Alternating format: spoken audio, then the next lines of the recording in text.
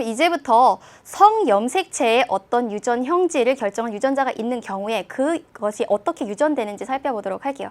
그럼 성별이 먼저 어떻게 결정되는지부터 살펴보도록 합시다. 지금 여기에 아버지와 어머니가 있어요. 아버지와 어머니는 모두 다 사람이기 때문에 46개의 염색체를 가지고 있는데 그 중에서 44개는 남녀 공통으로 들어있는 상염색체, 나머지 2개의 염색체가 성별을 결정하는 성염색체이지요. 그런데 어머니는 XX 성염색체를 가지고 있고요. 아버지는 XY 성염색체를 가지고 있습니다.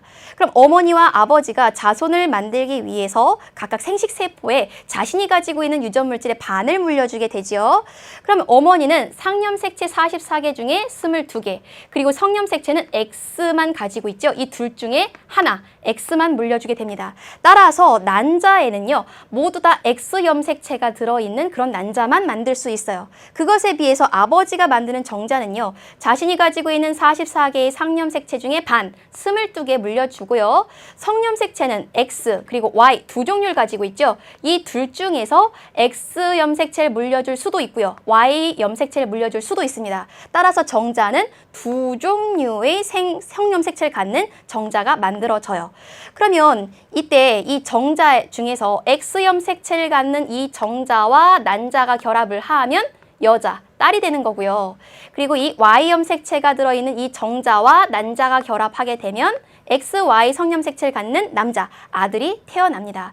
이때 딸이 태어날 확률, 아들이 태어날 확률은 각각 2분의 1, 2분의 1씩이죠. 이렇게 성염색체는 사람마다 2개씩 한 쌍 들어있습니다. 근데 이때 이 성염색체에 어떤 유전인자가 들어있다면 남녀에 따라 발생하는 빈도가 다르게 됩니다. 그럼 이제부터 우리 둘로 나누어서 살펴보도록 할게요. 성염색체는 총 2종류가 있죠. X염색체와 Y염색체가 있습니다. 어떠한 유전인자가 이 X염색체에 있게 되는 경우 그러한 유전을 반성유전이라고 하고요. 어떠한 유전인자가 이 Y 성염색체에 있을 경우에는 한성유전이라고 합니다. 이렇게 둘로 나누어서 살펴보도록 할게요. 그럼 첫 번째, 반성유전에 대해서 먼저 알아보도록 할게요. 어떠한 특정한 형질을 갖는 유전자가 X염색체에 있을 때 이러한 유전을 반성유전이라고 합니다. 근데 이 X염색체는 남자에게도 있고 여자에게도 있죠. 따라서 남자, 여자 모두에게 나타나는데 이 중에서 남자에서 나타날 확률이 여자에서 나타날 확률보다 훨씬 더 많습니다.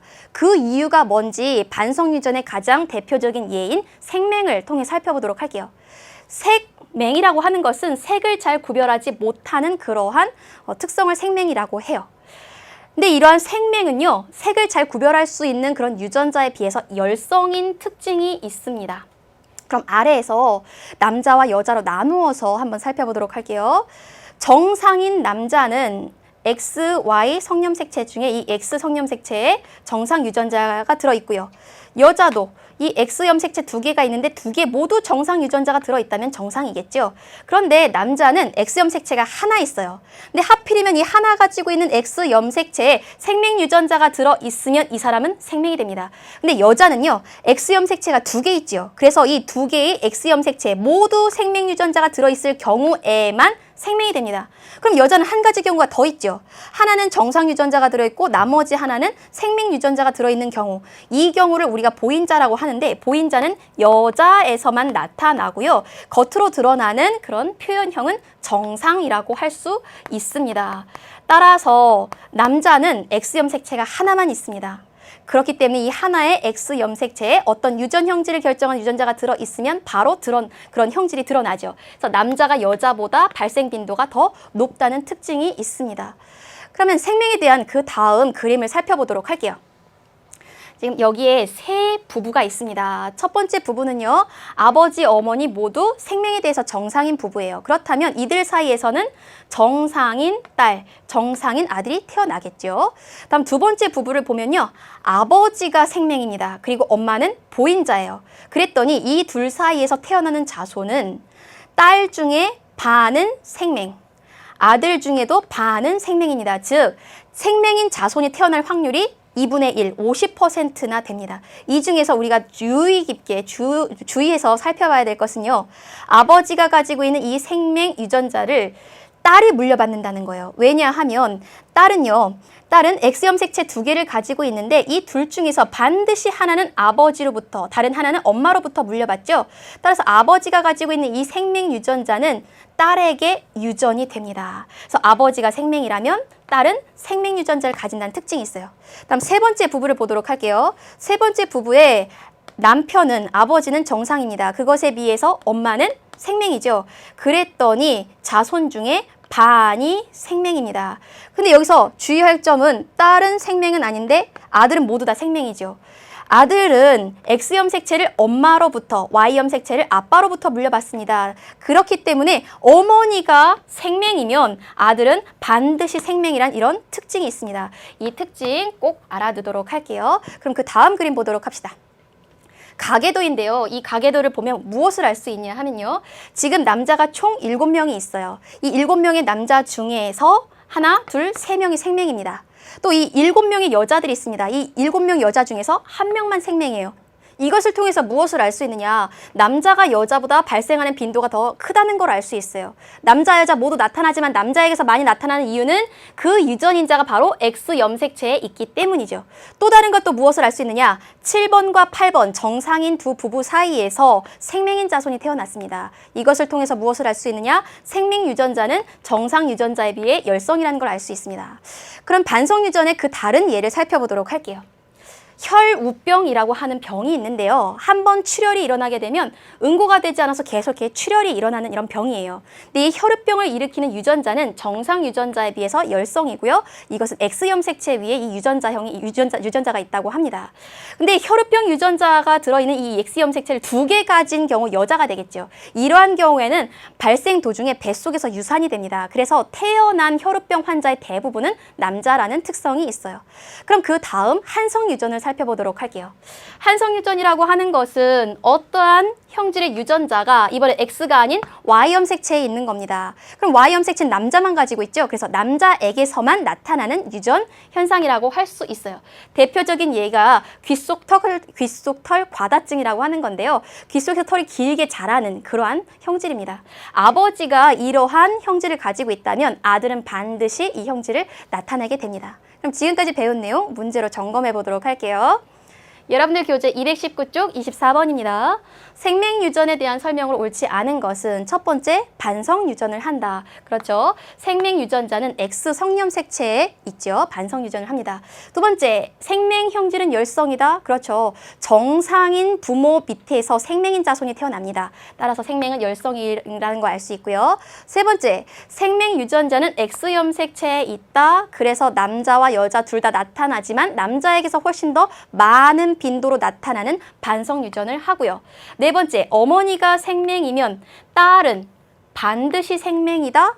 딸이 생명이려면 아버지와 어머니로부터 모두 X 성염색체의 생명 유전자가 들어 있어야만 돼요. 따라서 아빠, 엄마가 모두 다 생명인 경우에만 딸이 생명이죠. 그럼 이걸 고쳐야겠습니다. 어머니가 생명이면 누가? 딸이 아니라 아들이 반드시 생명이죠. 왜냐하면 아들이 가지고 있는 이 X염색체는 반드시 어머니로부터 물려받기 때문입니다. 4번이 틀렸고요. 다음 5번. 생명은 여자보다 남자에게서 더 많이 나타나지요. 그 이유는 남자는 X염색체가 하나만 있는데 이 하나의 X염색체에 하필이면 생명 유전자가 있다면 생명으로 드러나죠. 근데 여자는 X염색체가 2개 있죠. 그래서 둘 다 생명 유전자를 모두 가지고 있는 경우에만 생명으로 나타나게 됩니다. 따라서 정답은 4번이 되겠습니다. 그럼 그 다음 문제 풀어보도록 할게요. 여러분들 교재 219쪽 26번입니다. 그림은 어떤 집안의 유전병 A에 대한 가계도를 나타낸 것이다. 유전병 A의 유전자는 성염색체인 X염색체에 있다. 그렇다면 이건 반성 유전을 한다는 뜻이죠. 남녀 모두 나타나긴 하지만 특히 남자에게 주로 많이 나타나는 그러한 유전병이라는 겁니다. 구성원 기억과 니은의 체세포에 있는 유전병 A 유전자의 DNA 양을 옳게 나타낸 것은 이라고 말이 굉장히 어렵게 되어 있어요. 하지만 이 유전자 구성, 유전자형을 알면 바로 문제를 해결할 수 있어요. 그럼 이제부터 이 4명의 유전자형을 한번 생각해 보도록 합시다.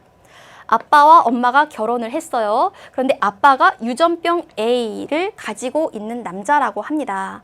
그럼 남자이니까 성염색체 X, Y를 가지고 있을 텐데 이때 이 유전병은 어디에 있다? X 성염색체에 있대요. 그럼 이 유전병이 들어있는 X 염색체 옆에 이렇게 프라임을 붙이도록 할게요. 그리고 이들 사이에서 자손이 태어났는데 니은도 남자이지요. 그런데 유전병을 똑같이 가지고 있습니다. 그럼 아빠와 유전자 구성이 같을 겁니다. 그러면 이 니은은 X 염색체를 누구로부터? 엄마로부터, Y 염색체를 아빠로부터 물려받았을 겁니다. 따라서 이 유전병 유전자가 들어있는 X 염색체는 엄마로부터 물려받은 걸 알 수 있어요. 그런데 엄마는 정상이죠. 정상이라고 하는 것은 정상 유전자가 들어있는 X 염색체를 반드시 포함한다는 겁니다. 즉, 엄마는 보인자라는 거죠. 그리고 아들은 이 유전자를 가지고 있는 그런 자손이라는 걸 알 수가 있어요. 그러면 이 세 번째 이 사람은 알 필요가 없이 이 기역과 니은 둘을 비교해 봅시다. 이 기역과 니은을 보면요. 어머니는 성염색체 2개 중에 하나에만 이 유전병을 결정하는 유전자가 들어있어요. 아들도 2개의 성염색체 중에서 하나의 성염색체에만 이 유전병 A의 유전자가 들어있습니다. 따라서 엄마에게 들어있는 유전병 DNA 양과 아들에게 들어있는 유전병 DNA 양이 같겠죠? 그래서 그림에서 A와 B의 그 유전자 양이 같은 것을 답으로 골라내면 되겠습니다. 그럼 아래 보기를 보도록 할까요? 1번에서 바로 답이 나왔군요. 답이 1번이 되겠고요. 2번은 양 서로 다르고 3번도 양이 서로 다릅니다. 다음 4번, 5번을 볼까요? 4번, 5번을 보면 니은과 기역이 서로 유전병의 그 유전자가 없다라고 잘못 표현되어 있죠. 따라서 정답은 1번이 되겠습니다.